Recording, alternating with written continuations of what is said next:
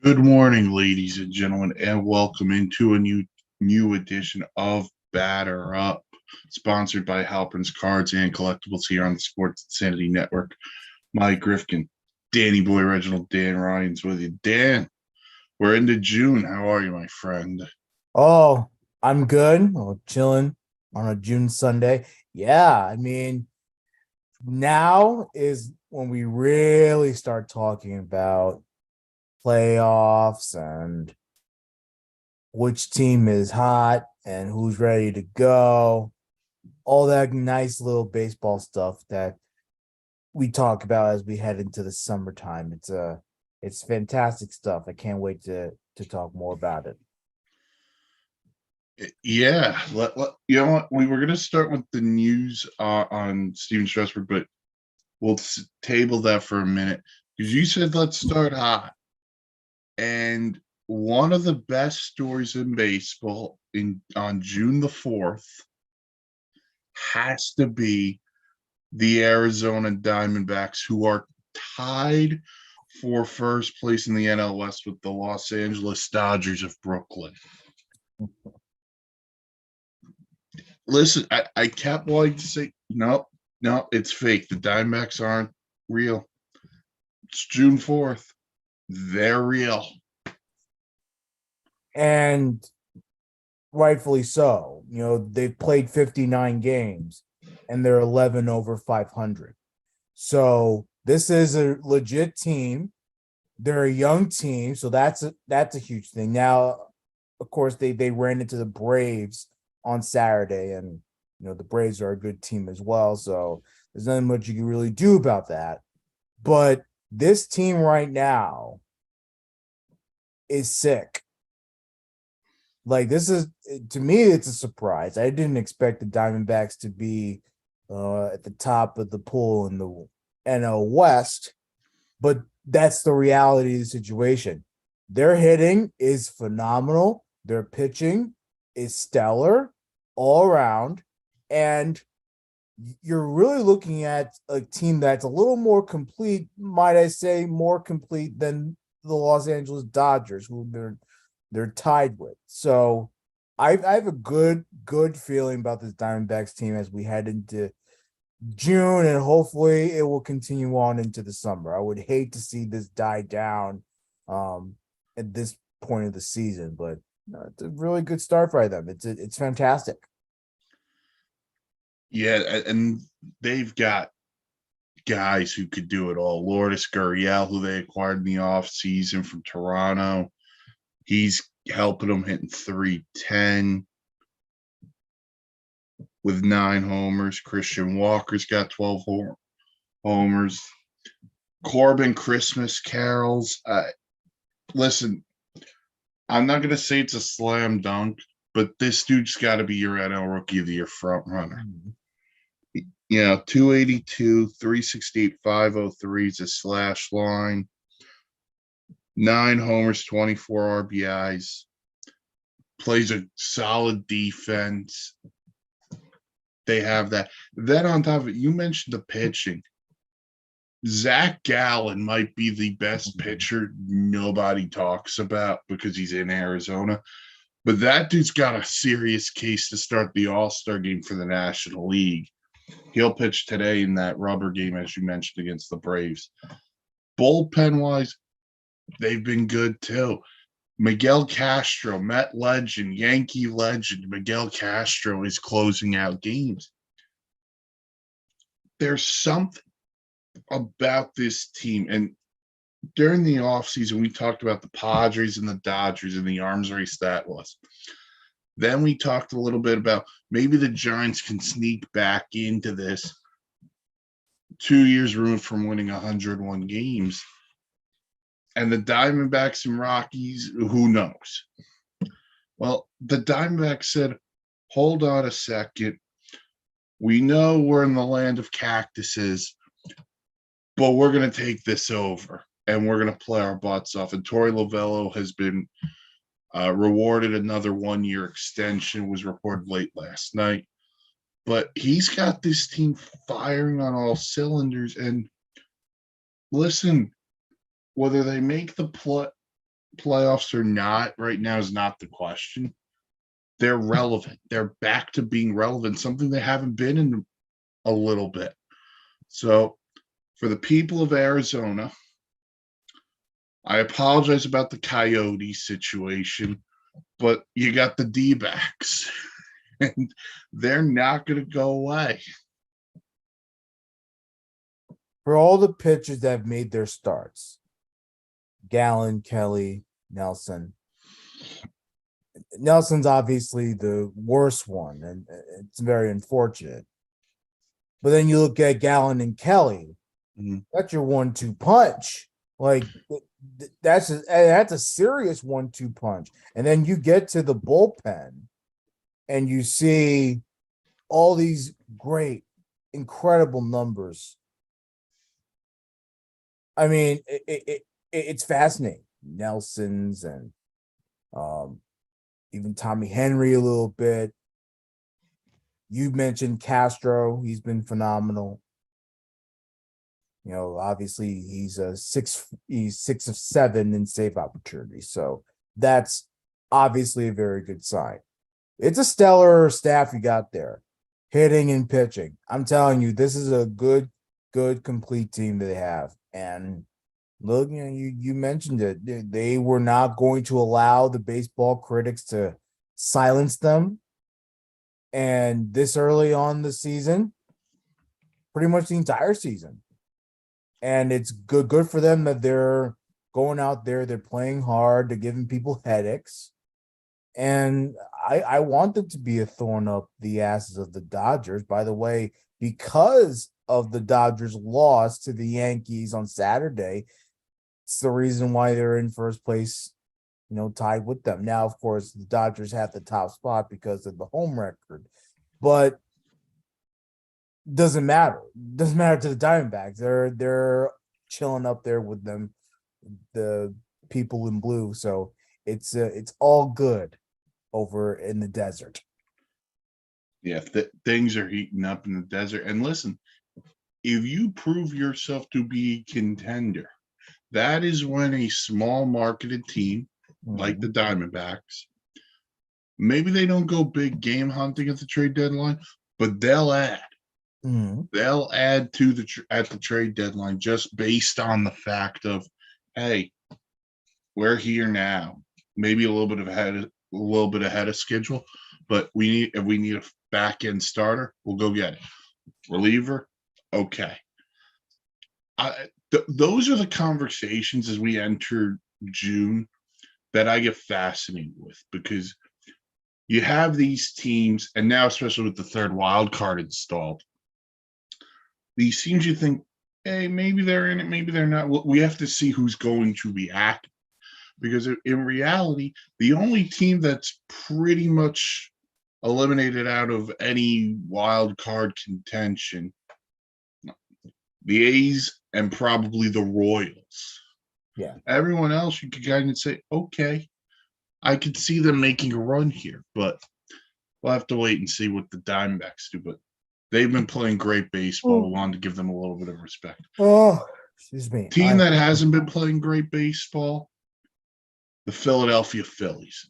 They did win yesterday, snapping a 5-game losing streak, which included a 3-game sweep at the hands of the New York Mets. Yeah, had to get that in there. Sorry, Philly. Of course, they faced the Nationals, who already beat them in this series, and they're trying to see if they could get a series win on Sunday.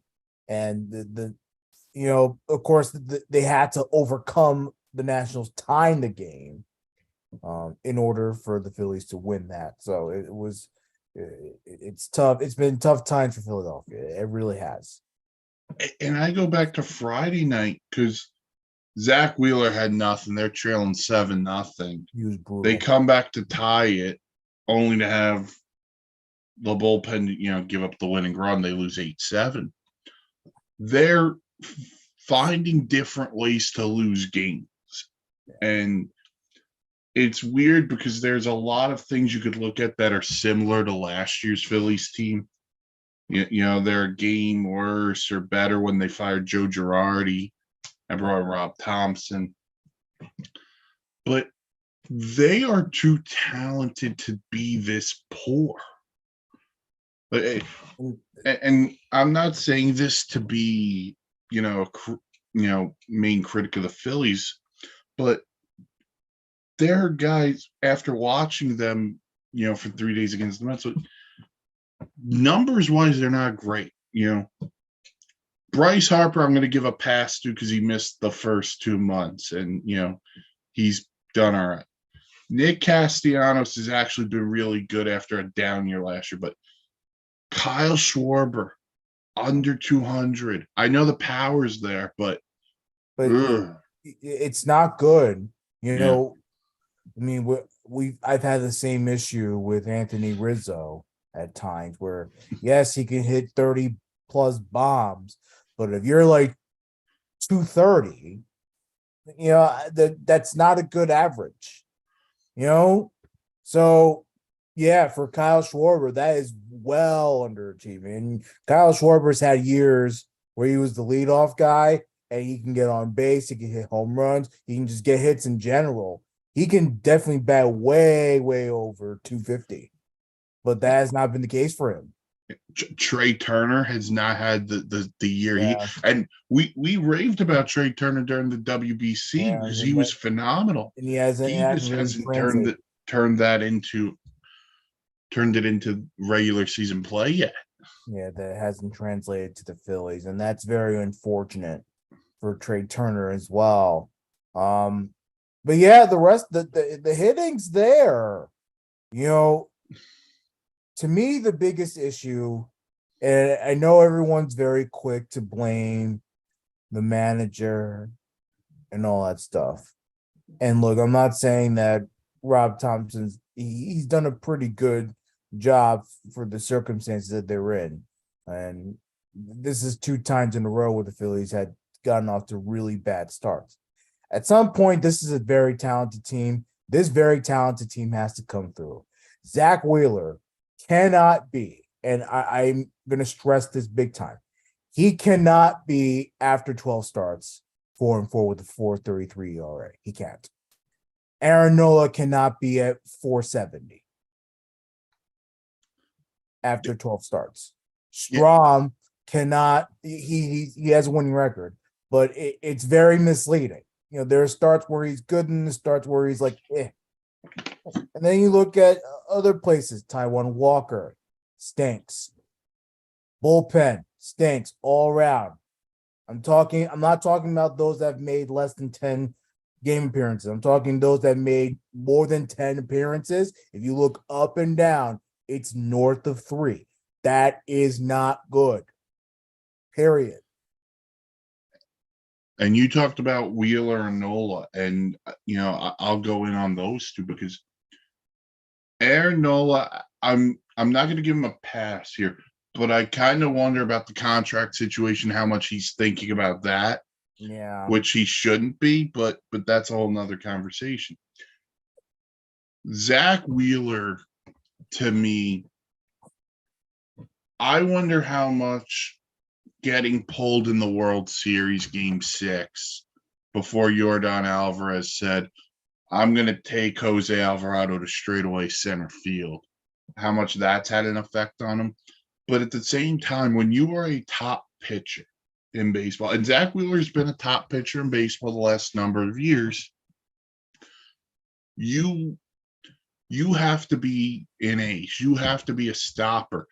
And when you're going up first game of a series against the Washington Nationals, who, by the way, have played better than I thought and probably more than other people thought. Told you. Give Davey Martinez a ton of credit for what they've done. But by the way, this is not a fluke. The Nationals have a good players on their squad.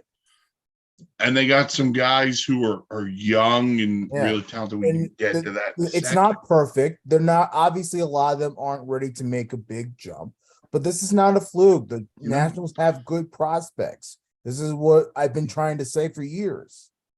Yeah, well, the trades, I mean, the 2 guys at the top of the rotation, Gore and Gray, they're going to be good. CJ Abrams is a player at short.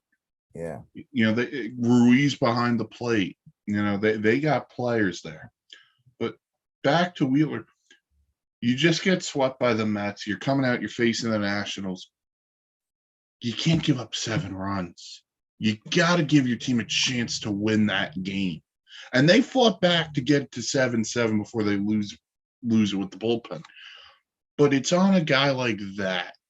Listen, if you have a bad start at Coors Field, no one's going to say anything because it's Coors freaking Field. But you're in Washington against the Nats. You have to be an ace.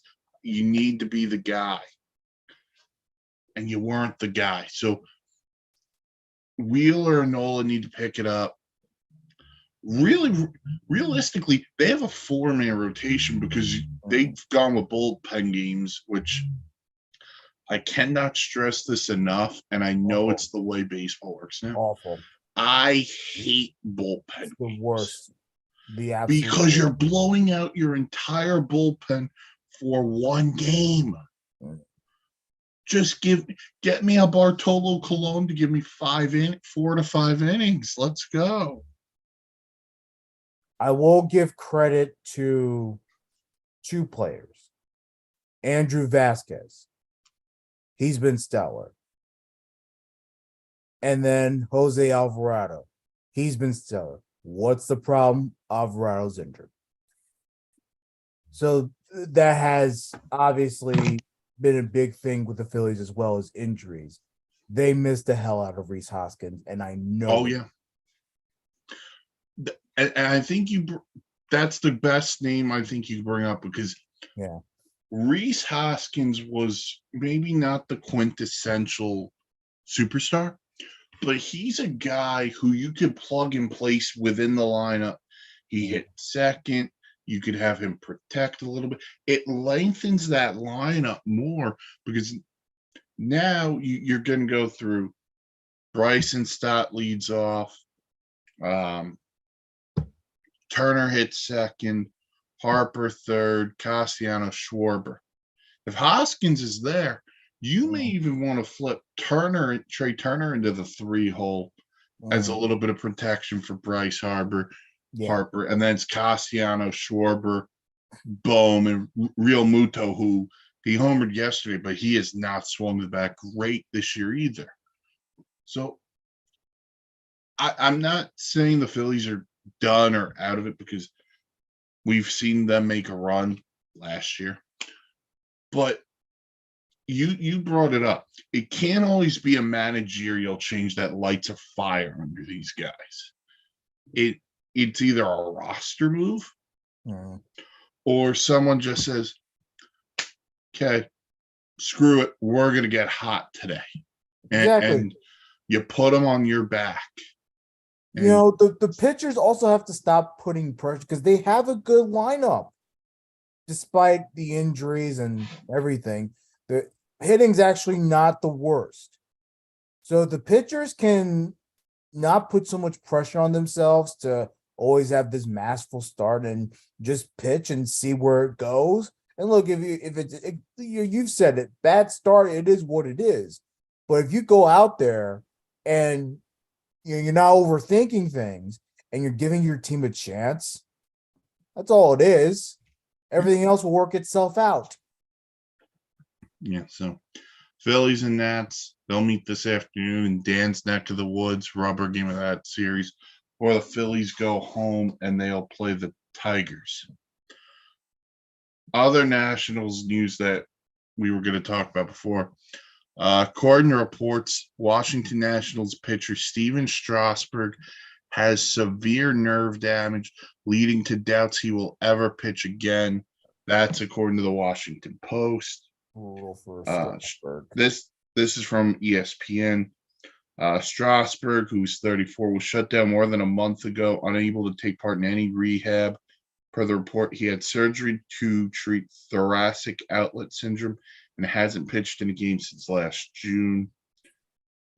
Does have a history of injuries, and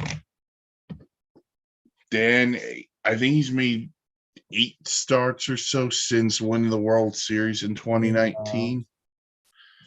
But man, it's a tough one to swallow. Yeah. And I also found out that's an uninsured contract. that the Nats gave him. They couldn't insure it for whatever reason. It could have been insured, and it's another brutal blow for the Nats and for Strasburg, and just in general, like it's not a good situation. Obviously, you wanted it so bad to work out because he's a franchise player.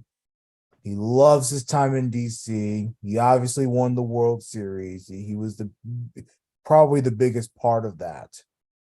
And to He see was the MVP, wasn't he? yeah, something like that. And to see the career just go downhill as bad as it has gone down, you feel for the entire organization, and of course you just want to hug Steven Strasburg. You do.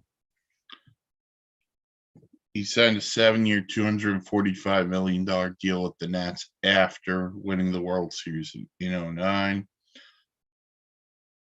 He was the number one. Him and Harper, those were the two guys who were gonna be the stalwarts and the faces of the franchise. Harper left for free agency. Steven Strasburg, despite all the injuries, and there are a lot of injuries, I'm not going to say he lived up to the hype he set, especially that first start against the Pirates. But Steven Strasburg was a guy who really set a foundation for the Nats, because without his brilliance and work, maybe they don't go out and get a Max Scherzer. Yep. And if that doesn't happen, they probably don't win in 19 without those two guys, and then Corbin. But the injuries suck, and I hate playing the what if game, but what if he never gets hurt and he becomes one of the best pitchers in baseball? Which, by the way, he was one of the top pitchers in baseball despite all of the injuries. So I mean, everything about the Nationals' history would change if Steven Strasburg makes all of his starts, or at least the vast majority of the starts. Like, we're not talking about this current Nationals team. There's something different. It's a shame. It's a real shame. It really does suck. Yeah, he was named the World Series MVP. He was a guy, having watched the Mets face him, he was a guy when he first came up, the buzz and everything about him, and he was throwing 98 with that nasty slider and a curveball, and he looked like he could take on the world. And now, if this is the end, it's a very sad end, but he did well when they needed him. They won a World Series, the only World Series in Nats history.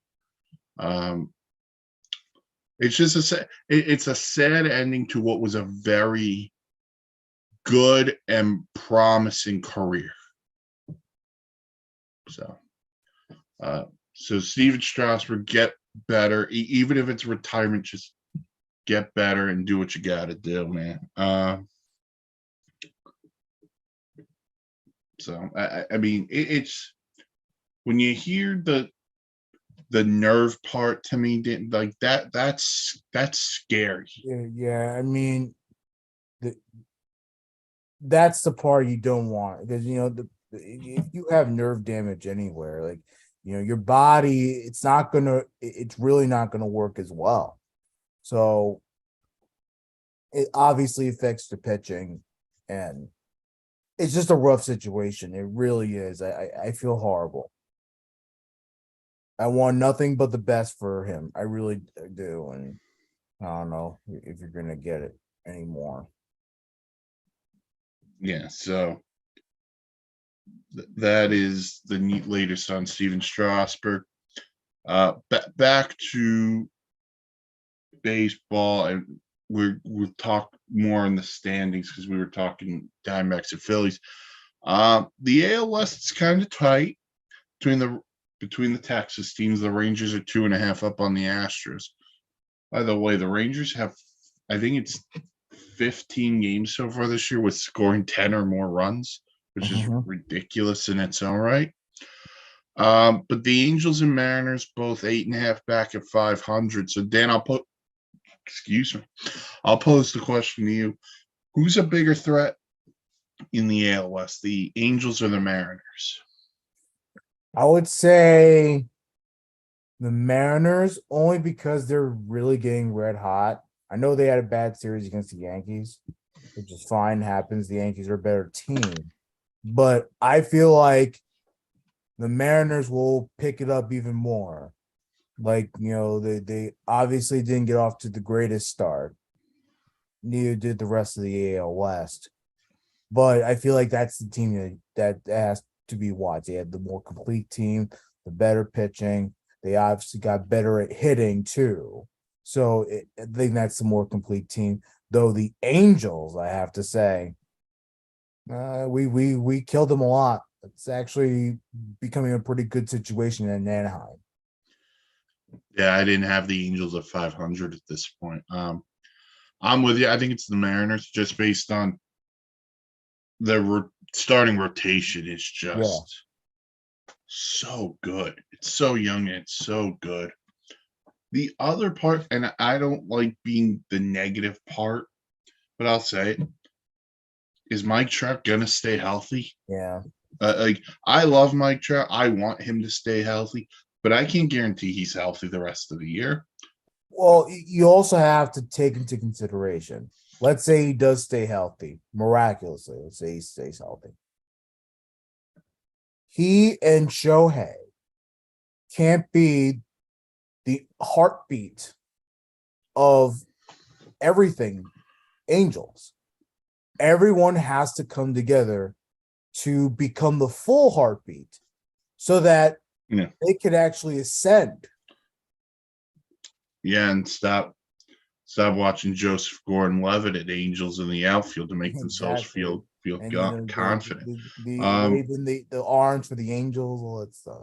It doesn't make sense. No, look, Shohei can't do everything. Mike Trout can't do everything. Eventually, they're gonna have to figure out a way to get everyone involved. If that means, let's say you're still in the thick of it, that means making certain trades to get better players. They have the money. Yeah, well, we know they got the money. Artie Moreno's definitely got the money. Listen, I'll say it right now: go get a starting pitcher, and maybe you'll find another bat. And if you could do that, you could compete. You're not going to be Houston, and you're not going to be No. Texas, but you're going to give yourself a shot at one of those wild cards. And we saw it last year with the Phillies. If you get in, anything can happen. So Isn't that the crazy part too? it really is. It's a very crazy part. So Angels, Mariners, the Mariners looking, I think both teams are avoiding to get swept by the Texas teams. Mariners against the Rangers, Angels, and Astros. All right. So we have a rubber game tonight as well in what has been a phenomenal series. The Yankees and the Dodgers. Rivalry renewed. The Dodgers went Friday night. Mookie Betts 2 homers.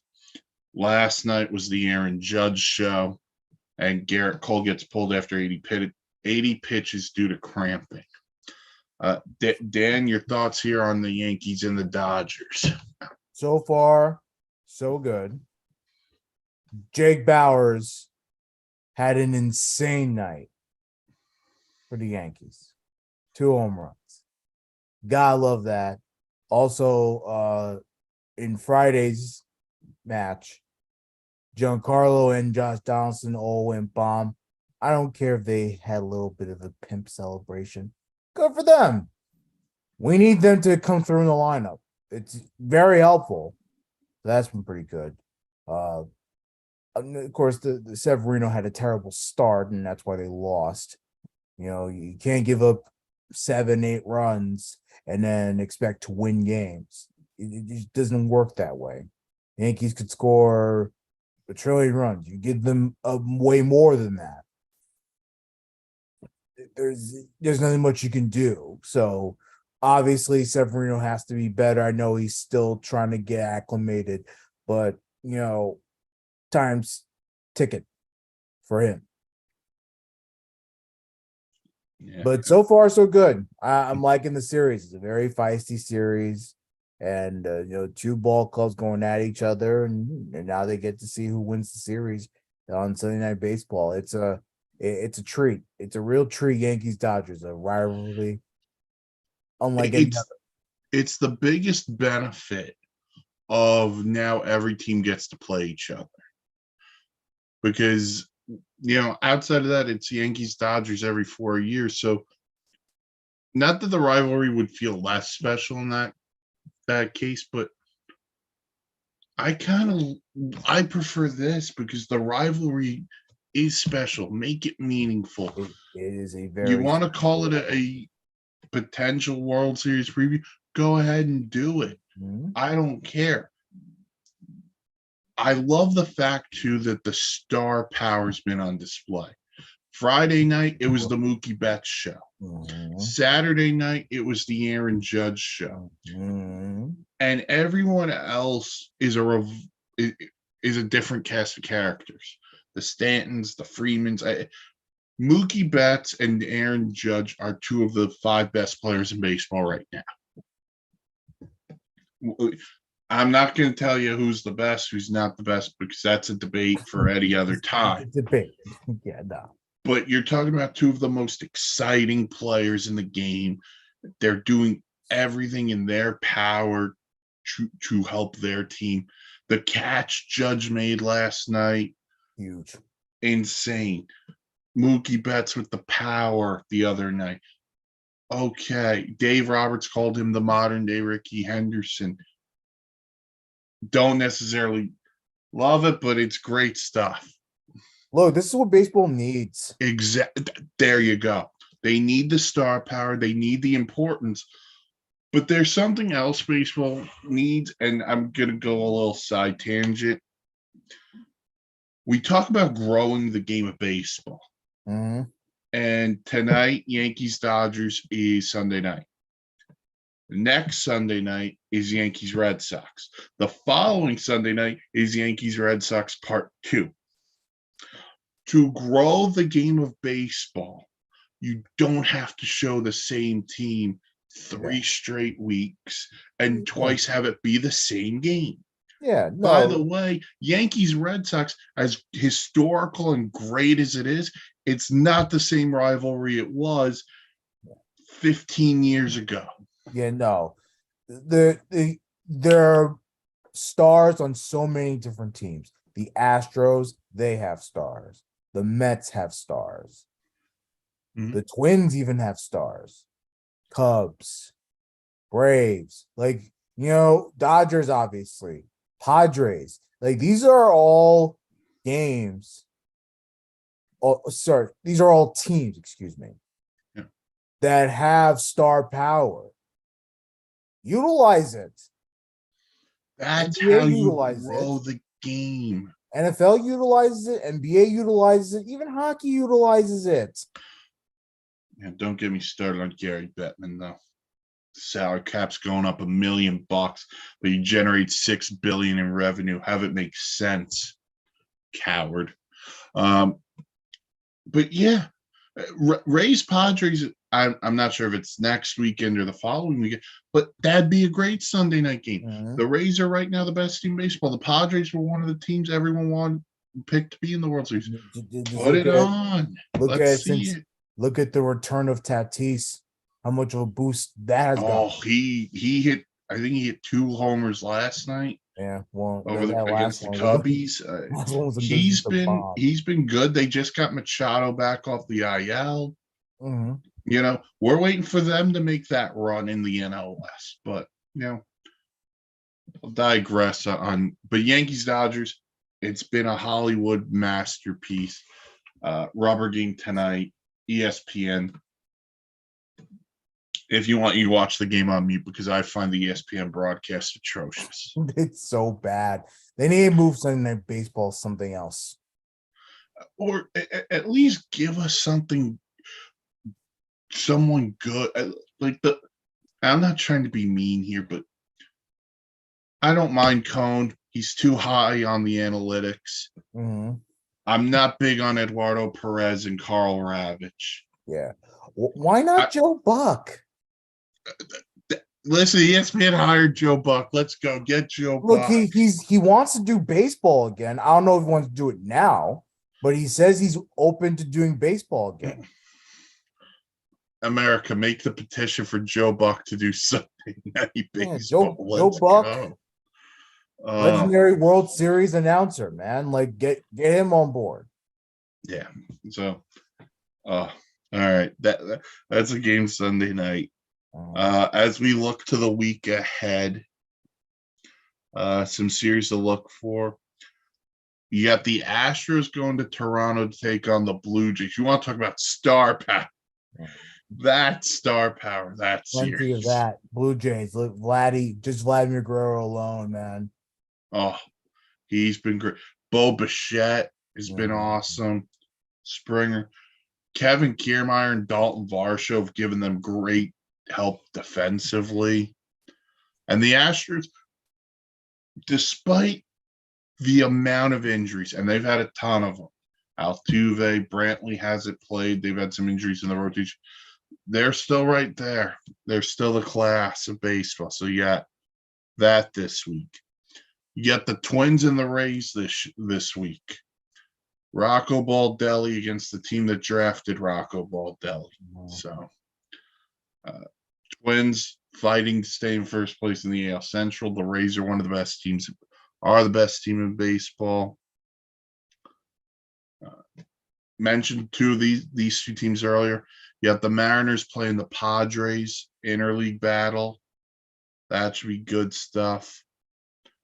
Another interleague battle. You got the Orioles and the Brewers.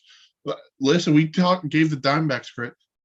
Give the Orioles some credit too. They've not wavered at all either this year. No, yet. I think they're the team to beat. I know the Rays they have the better record, but I feel like the Orioles are far away better team than the Rays. They're more dangerous. They have nothing to lose. They really don't. That's another thing. Absolutely nothing to lose.